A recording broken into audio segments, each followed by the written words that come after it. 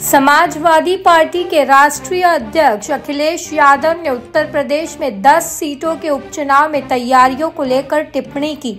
राज्य राजधानी लखनऊ सीट सपा के मुख्यालय में एक प्रेस वार्ता के दौरान सपा चीफ ने इंडिया अलायंस के साथ 10 सीटों के शेयरिंग पर कहा कि सवाल सीट का नहीं, सवाल जीत का है। इंडिया अलायंस सभी 10 सीटों पर जीतेगा। भाजपा की तैयारियों को लेकर सवाल पर अखिलेश यादव ने कहा कि BLO हटा दो, अपना DM और कप्तान पोस्ट कर दो।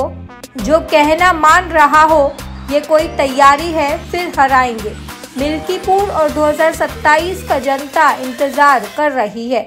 यूपी में जिन 10 सीटों पर उपचुनाव होने हैं उनमें करहल, मिल्कीपुर, सीसामऊ, कुंदरकी, गाजियाबाद, फूलपुर, मझवान, कटहरी, खैर और मीरापुर विधानसभा सीट शामिल है।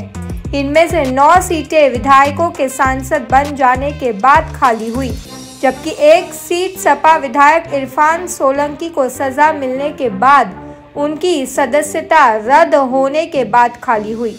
यूपी की 10 सीटों पर उपचुनाव का बिगुल कभी भी बज सकता है, जिसको लेकर सपा गंभीरता से तैयारी में जुटी है। चुनाव से पहले सपा का फोकस कुल 10 सीटों पर जीत दर्ज करना है। इसको लेकर सपा रणनीति बना रही है।